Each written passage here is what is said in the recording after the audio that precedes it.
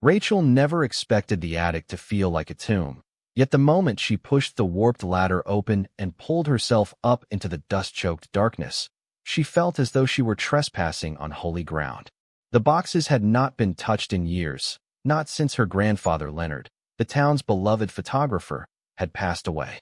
People remembered him for wedding portraits, graduation photos, the kindly man behind the camera with gentle words and steady hands. He had been a fixture of Brookhaven, a man whose smile seemed carved from trust itself. Rachel had adored him, her childhood shaped by the click of his shutter and the faint smell of developing chemicals clinging to his clothes. She had come up here only to find one of his old cameras, something she might keep as a memento. But as her flashlight beam skimmed across a stack of weathered boxes, her heart caught. A leather-bound book lay apart, almost reverently placed on a stool, as though waiting for her. The cover was cracked, initials L.S. carved faintly into it. "Grandpa," she whispered into the dark, the words sounding foolish, but the silence pressed back at her so heavily she half expected an answer. She took the book, brushing a layer of dust from its surface, and opened it. The first pages seemed harmless enough. Notes about appointments, mentions of film roles, names she half recognized. But then the tone shifted. Entries grew meticulous, almost cold. Lists of initials, numbers beside them, locations. Behind the mill, 1972. Bridge over East Creek, 1974. Her brow furrowed. These weren't clients. The entries didn't match the warm, sentimental man she remembered. And then she found the photographs. They were tucked between the pages, black and white prints carefully developed, but nothing like the weddings or graduations he was known for. Children stared back at her. Some smiled faintly, others looked away, eyes hollow, expressions strange, unsettled, frightened even. Rachel's pulse hammered. She turned the photos quickly, hoping for an explanation written in the margins, but only dates were scrawled, looping and deliberate. She whispered, "What is this?" The attic groaned around her, a sound that made her feel suddenly watched. Clutching the journal, she climbed down with shaking hands. In the kitchen light, the photographs looked no less sinister. She thought of the missing posters she'd seen as a girl, tattered on the town bulletin board. Faces of children who were never found. Faces that, now, seemed to echo in the prints before her. The door creaked, and Rachel nearly dropped everything when her mother stepped in. "What are you doing up there?" her mother, Diane, asked, her voice sharp. Rachel swallowed, shoving the photos under the journal. "I was just looking for something of Grandpa's." Diane's eyes narrowed. "What did you find?" "Just his notes," Rachel said too quickly. "I'll clean it later." Her mother's expression darkened, as if she knew more than she was willing to say, but she turned away. "Those boxes should stay closed, Rachel. Some things don't need reopening." The words landed like ice. Rachel waited until her mother had left before slipping the journal into her bag. That night, in her room, she read deeper. The entries grew more disturbing. He described how the light fell perfectly on her face, how the innocence in their eyes needed to be captured before it faded. He wrote about shadows and silence, about keeping moments safe from the world. He described children by name, at least, initials she recognized when she cross-referenced them with vague memories of the town's tragedies. And then one entry chilled her blood. "The parents cried, but no one will remember. The river hides what it must. Only the lens preserves truth." Rachel slammed the book shut, breath shaking. Could her grandfather, the man who taught her how to frame a shot, how to capture beauty, have been writing about crimes? About children who vanished and were never found? She wanted to believe it was metaphor, the ramblings of an old man. But the photographs felt too real. And deep down, a terrible certainty was forming. She needed answers. She needed to know if the man she loved had been hiding something monstrous all along. The next morning, she drove into town, journal on the passenger seat, her stomach in knots. She stopped by the library, digging through microfilm archives. Old newspaper clippings confirmed her dread. Names of missing children matched the dates in the journal. Faces mirrored the photographs. Her grandfather's timeline aligned too perfectly. She whispered to herself, "This can't be real." But reality pressed heavier with every page of records she scanned. When she left the library, clutching copies of the articles, she caught a figure watching her across the street. An older man, stooped but alert, someone she vaguely remembered from her grandfather's photography studio years ago. He looked away too quickly when her eyes met his. Rachel felt a chill. Maybe others knew. Maybe the reason the journal had been tucked away was because someone expected it to stay buried. As she sat in her car, phone buzzing in her pocket, she ignored the call. She had only one thought now: find out the truth, no matter what it cost. The journal wasn't just a relic. It was a map, and following it might lead her straight into the darkest corners of her family and her town. Rachel couldn't shake the weight of the journal. Every time she closed her eyes, she saw the children's faces staring at her from the photographs, their silent gazes demanding something she wasn't sure she could give. The next morning, she returned to the kitchen where her mother was making coffee, the smell thick and bitter. Diane glanced up. "You didn't sleep." "I had things on my mind," Rachel muttered, setting her bag on the table. She wanted to demand answers, to shove the journal across the counter and scream, "What did he do?" But her mother's sharp look silenced her. Diane spoke first. "Your grandfather was a good man. Don't let anyone tell you otherwise." The words felt rehearsed, almost defensive. Rachel asked softly, "Did you ever find anything strange in his work?" Diane's hand stilled on the coffee pot, then resumed. "People see shadows where they want to. Leonard loved this town. He gave people memories. That's all." Rachel wanted to believe her, but the hollow tone made her skin crawl. She decided not to press further. Not yet. Instead, she packed the journal into her bag again and left the house, her heart pounding. She had to start somewhere, so she drove to the home of Mr. Whitaker, one of her grandfather's longtime assistants at the photography studio. His house was small, the paint peeling, the yard littered with rusted tools. He opened the door after a long pause, his pale eyes narrowing when he saw her. "Rachel Summers," he said slowly, his voice gravelly. "Haven't seen you since you were knee-high." "I wanted to ask about my grandfather," she began. "About his work. I found some notes, and—" "Don't," he interrupted sharply, his gaze flicking past her as if to check for eavesdroppers. "Whatever you think you found, put it back where it was." "I just want the truth," Rachel insisted. "The truth." His laugh was bitter, joyless. "The truth will tear you apart. Leave it buried, girl. For your own good." He began to shut the door, but Rachel wedged her hand against it. "Please. Did he know those children? The ones who went missing?" His eyes went cold. For a heartbeat, she thought he might answer, but then he hissed, "Go home, or you'll regret this." The door slammed, nearly catching her fingers. Rachel stood trembling, anger and fear boiling together. She stumbled back to her car, every instinct screaming that Whitaker knew something. As she drove away, she noticed the curtains of nearby houses shift.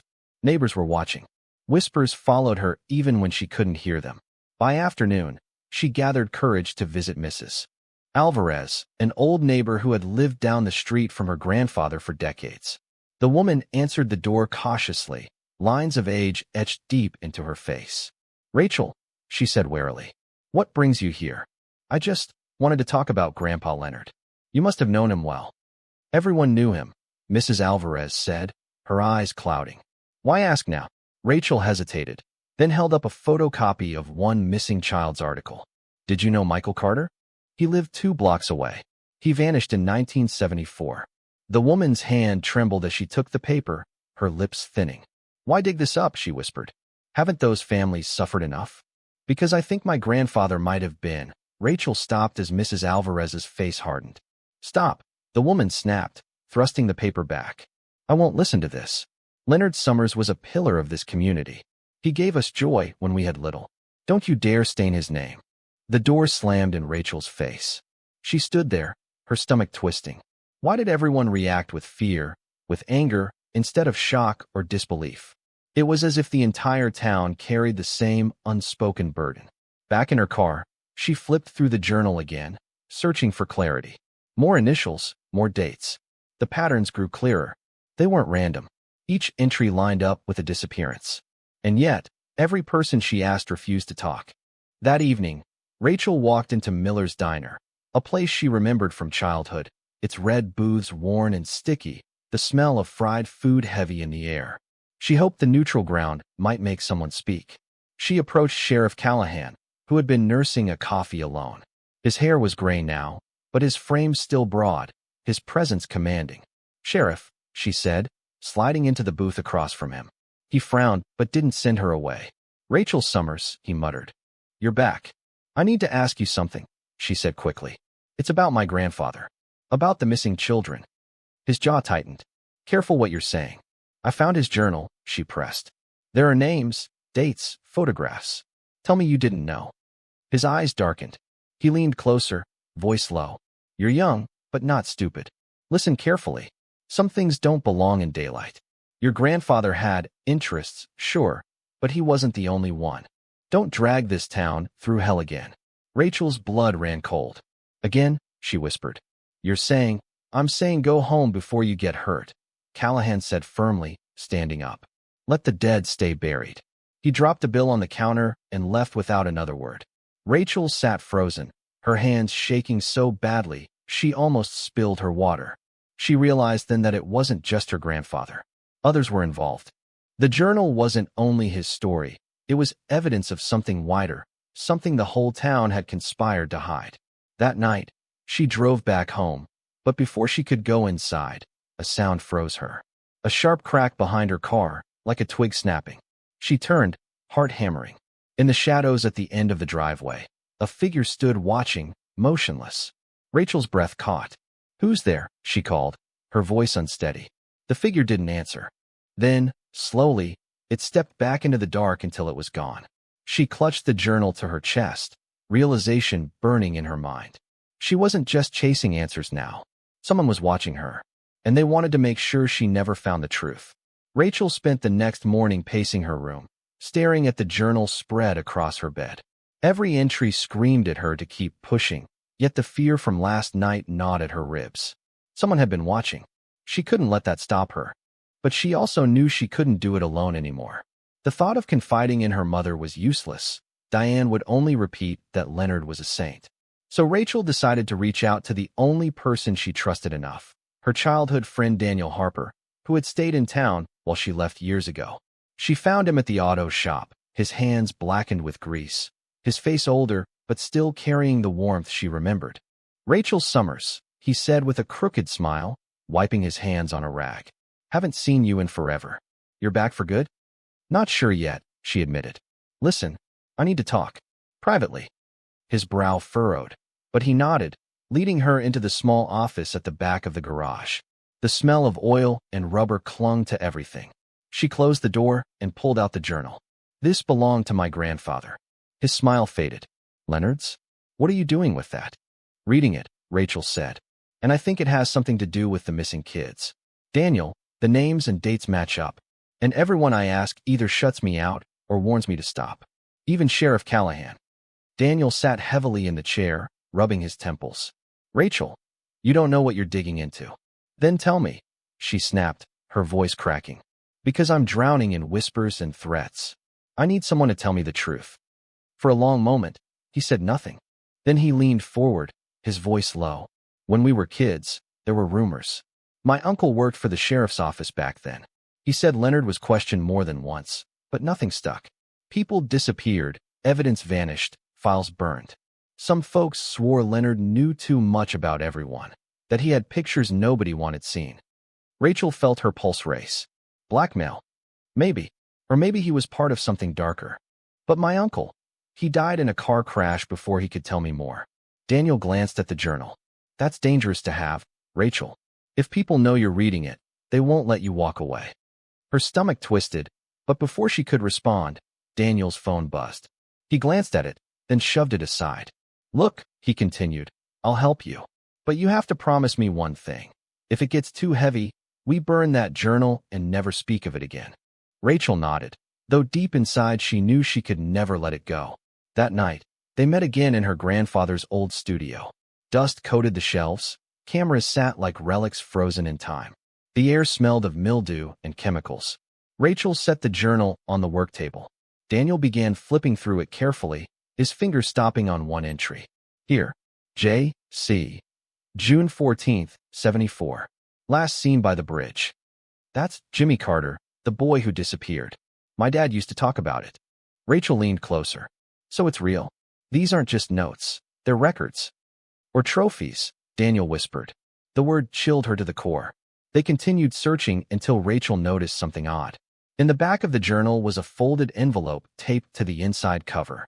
She peeled it open with trembling fingers. Inside was a key, old and tarnished, along with a scrap of paper that read, "Basement, Studio." Behind the shelves. Her breath caught. "Daniel, there's more." Together they pushed aside the heavy shelving in the corner. Behind it was a small door, nearly invisible, locked with a rusted padlock. Rachel's hands shook as she slid the key into place. It turned with a reluctant click. The door groaned open, revealing a steep staircase descending into darkness. Daniel grabbed a flashlight from the work table. "You sure about this?" "No," Rachel admitted. "But we have to." The air grew colder as they stepped into the basement, their footsteps echoing against concrete. At the bottom was a room lined with metal filing cabinets and boxes stacked high. Rachel's chest tightened. She opened the nearest cabinet, revealing rows of manila folders. Inside were photographs, hundreds of them. Children smiling at the camera. Then later, the same children with fear in their eyes, captured in dim light. Daniel cursed under his breath. "Jesus, Rachel, this is evidence." He kept everything. She flipped through more folders. Each was labeled with initials matching the journal entries. Dates, addresses, even newspaper clippings of their disappearances. "He documented it all," she whispered. "Why? Why would he keep this?" "Control," Daniel said grimly. "Or obsession. Either way, this proves he wasn't innocent." Rachel's stomach churned as she opened a box in the corner. Inside were personal belongings, small shoes, ribbons, toys. Her knees nearly buckled. She had to grip the wall to stay upright. Tears burned her eyes. "He was supposed to be my hero," she choked. "He taught me to ride a bike. He told me stories. And now this." Daniel put a hand on her shoulder. "Rachel, listen to me. This isn't your fault. Whatever he did, it was his sickness, not yours." But Rachel could barely breathe. The walls of the basement seemed to close in. Suddenly, a sound from above made them both freeze. A faint creak, the floorboards groaning under weight. Someone was upstairs. Daniel switched off the flashlight, plunging them into darkness. They held their breath, listening. Slow, deliberate footsteps moved across the studio floor. A pause, then the sound of a drawer opening, papers shuffling. Rachel clutched Daniel's arm. Whoever it was, they were searching the place. After a long, agonizing silence, the footsteps retreated. A door slammed. Then nothing. They waited several minutes before daring to move again. Rachel's voice trembled. "They knew we'd come here." Daniel's jaw tightened. "Which means they're watching closer than we thought." Rachel hugged the journal to her chest. "This changes everything. We can't just sit on this. We have to expose it." Daniel looked at her with a mix of fear and loyalty. "Then you and I are in this together. But understand, if we go forward, there's no turning back. People in this town will come after us."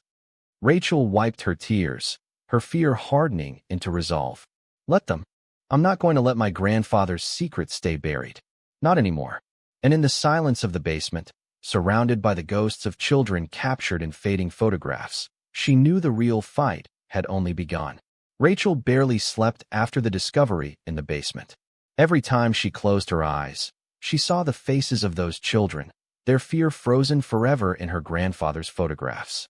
By morning, the weight of it felt unbearable, yet she knew she couldn't stop now. She met Daniel at the diner just outside town, hoping for anonymity among the clatter of dishes and smell of burnt coffee. But the moment she slid into the booth across from him, she saw the exhaustion etched into his face. "We can't keep this quiet," Rachel said, her voice low but urgent. "The photos, the records, this is undeniable evidence. We have to take it to someone higher than the sheriff. Maybe the state police." Daniel shook his head sharply. "You don't get it. If Callahan was protecting Leonard back then, you think he'll let this get out now?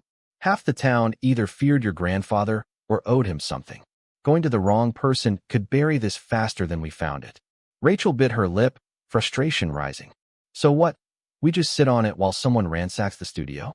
Whoever was there last night is probably already moving against us." Daniel leaned closer. "That's exactly why we need to be careful.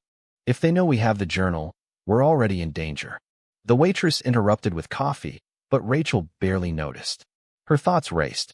Every person in this town now felt like a potential enemy, every friendly face masking suspicion. And then, as if fate wanted to confirm her fears, the diner door swung open and Sheriff Callahan stepped in. His eyes swept the room, landing on Rachel and Daniel. He gave a thin smile and walked straight to their booth. "Rachel," he drawled, sliding into the seat beside her without invitation. "Heard you've been spending time in Leonard's old studio, stirring up dust." Rachel's heart hammered, but she forced her voice steady. "Just cleaning out family things." "Family things," he repeated, his gaze sharp. "Funny, because someone reported lights on there last night. Said they saw two figures. Guess that wasn't you?" Daniel jumped in. "Sheriff, we were just—" But Callahan raised a hand, silencing him. His eyes never left Rachel's. "Let me give you some advice. Some stones are better left unturned. Your grandfather was a respected man. Dragging his name through the mud won't do anyone any good. Least of all you." Rachel clenched her fists under the table. "And what about the kids who vanished? Do they matter less than his reputation?" For a moment, Callahan's mask slipped, a flicker of irritation flashing in his eyes. Then he leaned back, chuckling softly. "Careful, Rachel. Grief can make people see patterns where there aren't any. I'd hate for folks to think you're losing your grip." He tipped his hat and walked out, leaving a silence heavier than gunpowder. Rachel's hands trembled as she whispered, "He knows. He's warning us." Daniel's jaw tightened, which means he's involved. That night, paranoia gripped them both. They agreed to move the journal and a handful of the most damning photos out of the studio, hiding them in a lockbox beneath Daniel's garage floor. But Rachel felt the walls closing in. Strangers seemed to linger too long outside her house. Phone calls ended in silence when she picked up. Old neighbors turned cold when she passed by.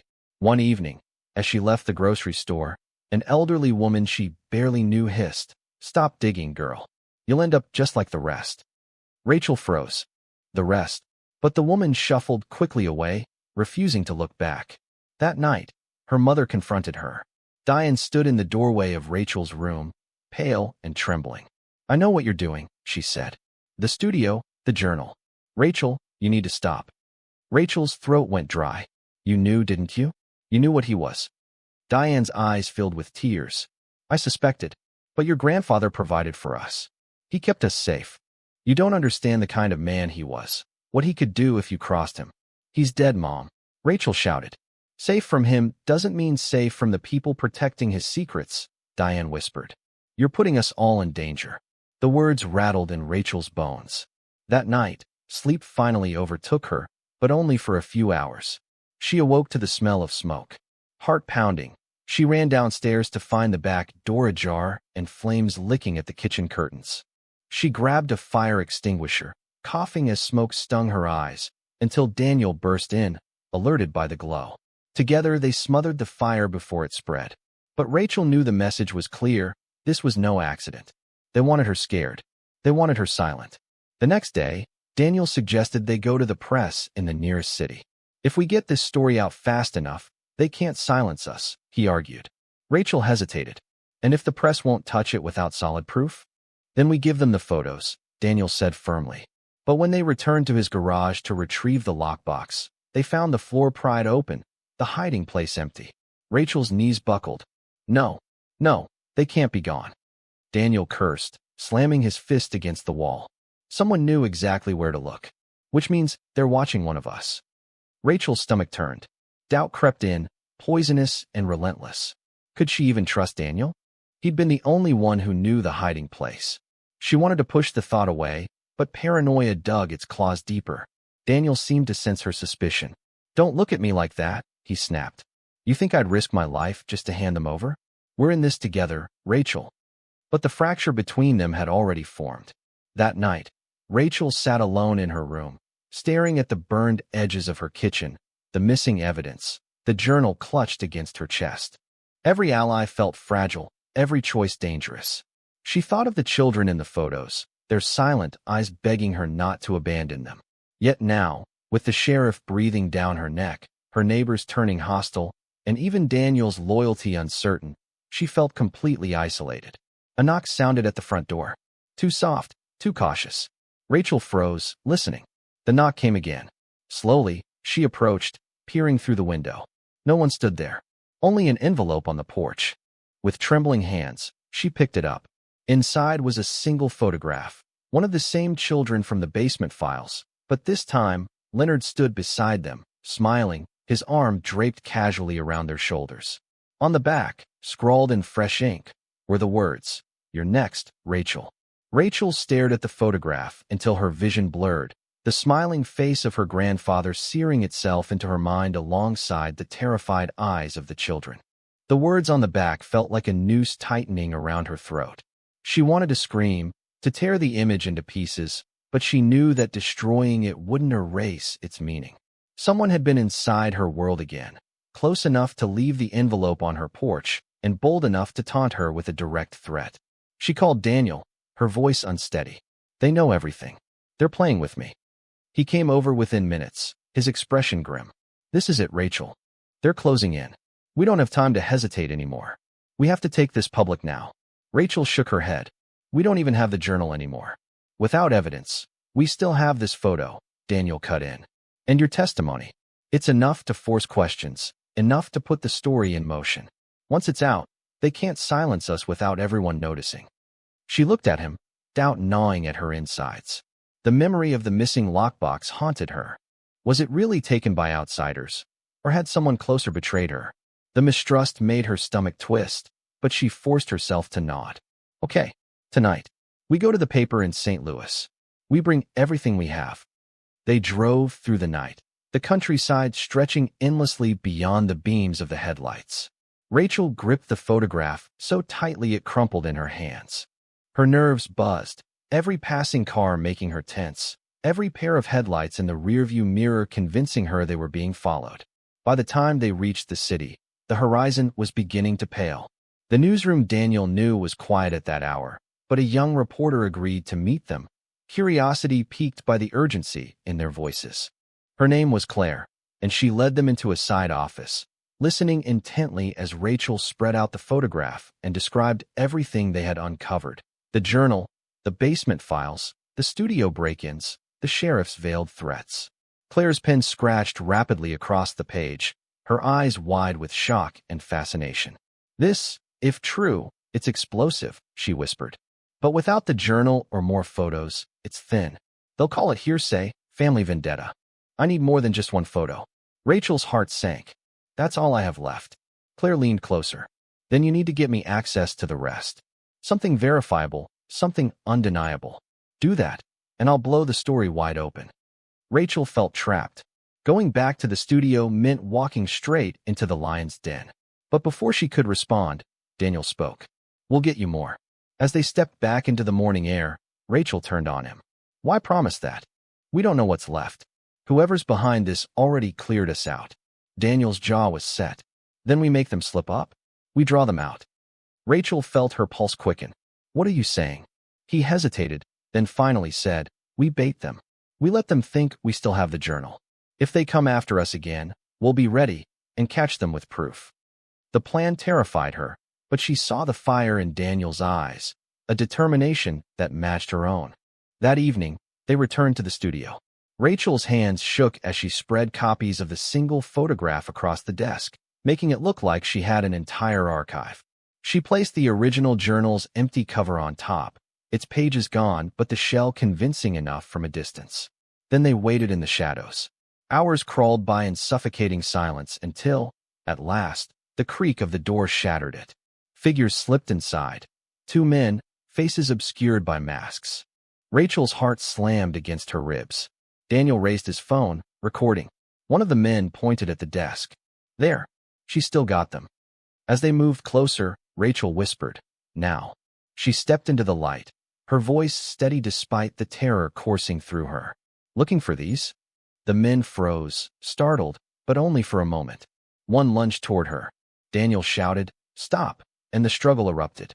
The studio became a blur of shouts, fists, and shattering glass.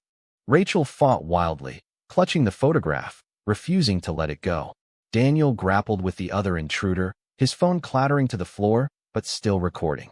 At one point, Rachel was slammed against the wall, her breath knocked out. A knife flashed in the dim light, and fear shot cold through her veins. She screamed, thrashing, and somehow tore free, clutching the photo like a lifeline. Daniel managed to rip the mask off one attacker, and Rachel's blood ran cold. It was Sheriff Callahan. His face twisted in fury. "You should have left it alone," he snarled. The second man pulled him back, and together they fled into the night, tires squealing outside moments later. Rachel collapsed onto the floor, shaking violently. Daniel scooped up his phone, gasping. "I got him." His face. "It's all here." Rachel stared at the cracked screen, the grainy footage replaying Callahan's face in the struggle. Relief and terror warred within her. They had proof, but proof came with consequences. "If we release this," Daniel said, "he'll come at us harder than ever. Maybe others, too. But if we don't, the truth dies with us." Rachel's voice broke, her hands still trembling. "If we tell the world, it destroys what's left of my family's name. My mom will never forgive me. And if we don't, those kids, everything, stays buried." The choice tore her apart. Protect her family's fragile remnants, or expose them to ruin for the sake of truth. Both paths promised pain. Both carried irreversible cost. At last she looked at Daniel, her eyes blazing through her tears. "We release it. No more silence." Her words trembled but carried steel. Daniel nodded grimly. "Then get ready, Rachel. Because once we start this, there's no turning back." Rachel barely slept after that night in the studio. Her body ached from bruises. Her nerves were raw, but it was the video on Daniel's phone that kept her awake. Every time she replayed it, she saw Callahan's face twisted in fury, his voice seething with the threat he had carried for decades. Proof. But proof was only powerful if it could reach beyond the grasp of those who wanted to bury it. By morning, Daniel had already uploaded the video to multiple secure drives, sent copies to the reporter Claire, and made sure there was no single point of failure. Rachel watched him work, her stomach tight with dread. "Once it's out, there's no way back," she said softly. Daniel didn't look up. "That's the point. We don't get to hide anymore." Hours later, Claire called. Her voice trembled with excitement. "This is it, Rachel. I've confirmed the timestamp, the studio, the sheriff's involvement. We're publishing within the hour." Rachel's chest tightened. It was happening, faster than she could fully process. She hung up and paced the room, feeling the walls closing in. When the article hit the paper's website, it spread like wildfire. By evening, local news vans lined the streets outside her mother's house. Strangers called out questions, cameras flashed. "Rachel, do you believe your grandfather kidnapped those children? Were other town officials involved? Are you afraid for your safety?" Diane watched from the window, her face pale, stricken. "What have you done?" she whispered. Rachel turned toward her, guilt twisting in her gut. "I told the truth. It was the only way." Diane shook her head, tears slipping down her cheeks. "You've destroyed us. Do you understand? Leonard's name will never recover. Our family will never recover." Rachel wanted to argue, but the words died on her tongue. She knew her mother was right. The town that once revered her grandfather now spat his name like poison. His photographs, once celebrated, were burned in anger or locked away in shame. But alongside the fury came something else. Former residents began speaking up. Old cases of missing children were reopened. Families long silenced stepped forward with stories of intimidation and cover-ups. One by one, the cracks in the town's facade widened. Within days, Sheriff Callahan was placed on administrative leave. Within weeks, he was arrested, though Rachel knew the battle was far from over. Powerful people would protect themselves to the bitter end. Yet the truth was out, undeniable and clawing its way into the light. The cost, however, was brutal. Rachel's mother stopped speaking to her altogether, retreating into silence, her grief curdling into resentment. Neighbors crossed the street to avoid Rachel, muttering under their breath about betrayal and disloyalty. Anonymous threats filled her inbox. One night, someone spray-painted "liar" across her front door. Daniel stayed by her side, though she could see the weight pressing down on him, too. "We did the right thing," he reminded her whenever her courage faltered. But at night, when the house was quiet, Rachel lay awake wondering if the right thing was worth the wreckage it left behind. Months passed. The town was never the same. The studio was condemned, its windows boarded, its doors chained shut. Rachel stood outside it one last time, the winter wind biting her skin, and thought of the children whose faces would never leave her mind. She whispered a promise into the cold air. "You're not forgotten. Not anymore." But even as she spoke, She knew she carried scars no one could see. The journal was gone, the photographs scattered, but the weight of her grandfather's crimes lived in her bloodline, in every whispered insult and every cold shoulder she endured. She had chosen truth, and truth had chosen her back, binding her to it with chains stronger than any legacy of silence. On the anniversary of the story's publication, Claire called again. "Rachel," she said, "the piece has been nominated for an award. Your courage is inspiring people far beyond Missouri." Rachel smiled faintly, though it felt hollow. "Courage," she repeated. "It doesn't feel like courage. It feels like survival." After the call, she sat alone in her kitchen, staring at the scars on the wall from the night of the fire. She thought about her mother, about the empty seat across from her. She thought about Leonard, the man whose shadow she could never escape, and wondered whether she had truly destroyed him, or simply traded one kind of silence for another. In the end, she realized, the truth was not clean, not liberating in the way she had hoped. It was jagged, messy, and heavy. It saved no one completely. It healed nothing perfectly, but it was real. And in a world built on lies, that had to mean something. Rachel walked outside as dusk settled, the town quiet around her. The horizon glowed faintly with the last light of day. She breathed deeply, feeling the chill seep into her lungs, and whispered into the night, "It's over." But even as the words left her lips, she knew the story would never truly end. Not while the shadows of the past lingered. Not while truth carried a price. The wind rustled the bare trees, carrying her words into the dark, leaving her with the single, lingering question that would haunt her for the rest of her life. Had she uncovered the past to set herself free, or had she only bound herself more tightly to it?